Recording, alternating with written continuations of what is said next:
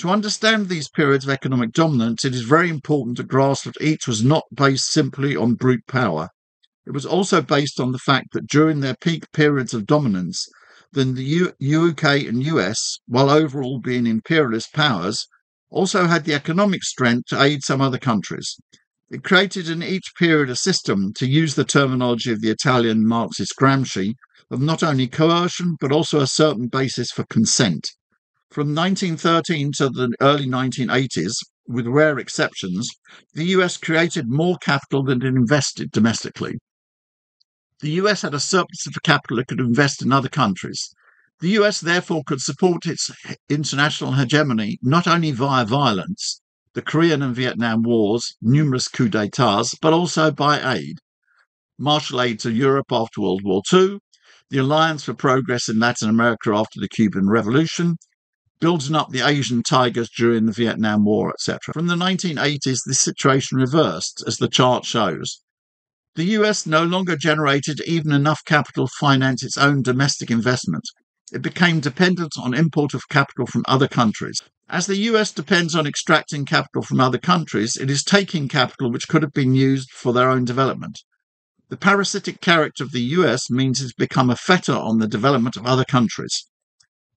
This fetter is worsened because this parasitic mode of capital accumulation only generates very slow growth, as shown in the third chart. US average annual economic growth today is only 2%. This is because every major country, including the US, is primarily dependent on capital generated in its own borders. Capital from abroad is insufficient to power rapid economic growth.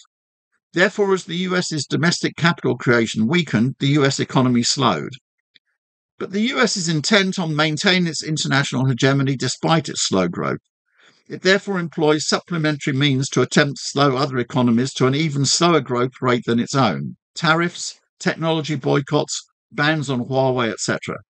The US therefore becomes a double fetter on the development of the productive forces.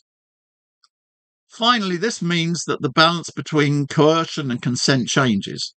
The US, no longer with their resources to create consent, is increasingly forced to rely on coercion, force, therefore colliding with an increasing number of countries. To develop themselves, to pursue their national interests, countries are therefore forced to act independently of the international structures created by the US. This does not only apply to countries which are opting for a socialist model, although it includes these. It includes any countries which wish to pursue its national interests with very different economic, social and political systems. These countries wish to develop their productive forces and escape the fetter on the productive forces constituted by the US, then need to interact and cooperate. This creates the basis of the Belt and Road Initiative and BRICS. This is why these organisations are much more stable than the US believes. The international process is what creates the basis for their development.